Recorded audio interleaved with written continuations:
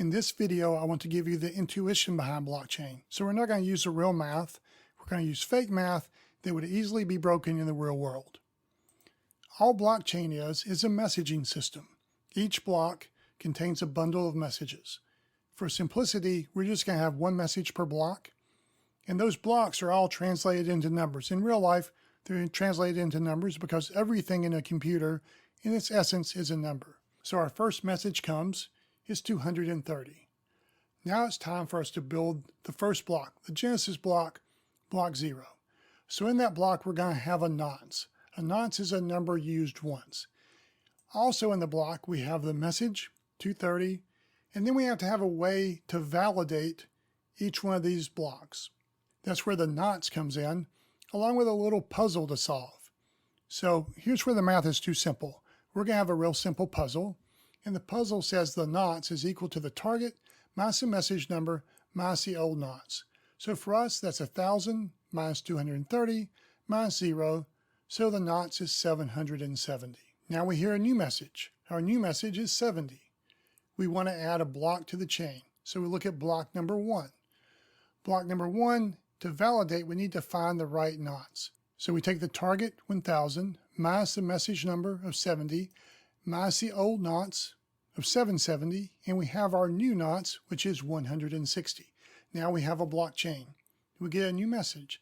This message is 250. So we're adding block 2. We'll just do a couple more to make sure you see the whole chain and then describe how they are really linked together. So again, we have a message 250. We have to solve for the nonce in block 2, which is the target of 1,000 minus the message of 250 minus the old nonce of 160, so our new nonce is 590. Now we get a new message. The message we hear is 300. Now we add another block to the chain. So block 3, we do the same procedure that we've done before. We find the nonce, 1,000 minus 300 minus 590, so now we have the new nonce of 110. We get a new message. This message is 600. So we're adding the final block to the chain, and then I'll explain how it all links together. Go through the same procedure to find the nonce. Target minus old nonce minus message, it's 290. So now we have a chain of blocks together. This is what blockchain really is.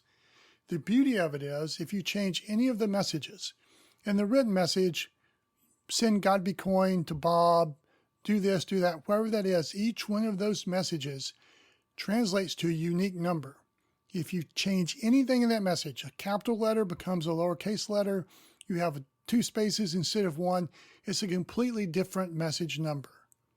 So if anybody wanted to go back anywhere in this chain and change a message of any type, it would change the message number. Now what happened if you change the message number? Look at block number 1. So if that message number changed from 70 to 71, the nonce in block 1 would be different, which means the nonce in block 2 would be different. Same thing for block 3, block 4. Every nonce would be different. I could do this not for just 4 blocks, but for 4 million blocks. And I could look at that very last nonce in block 4 million, and if it matched 290 that you had, we know we have all the exact same information. So this is a distributed ledger. So what blockchain is used for, a distributed ledger. So if we have a huge community of people, we all get together, we have 4 million blocks all chained together, we look at the nonce of the last block, everybody has 290, then we know that everything, every word, every jot and tittle of every message going back to the Genesis block of block 0 is exactly the same. Everybody has the same distributed ledger. If anybody is different, something's been changed somewhere. If there's ever a disagreement, majority rules, 51% of the people, 51% of those keeping a ledger will rule. So if you wanted to cheat and change the message into your favor, you would need to hack in not just to my computer, not just a central ledger, but into 51% of the computers out there, change every block going forward. It's basically impossible to do. So there are really 3 things that we need in a blockchain. We need to convert a message to a number, authenticate the message, and then add a block. So for blockchain, we just take messages, convert them to a number, authenticate the message, add a block.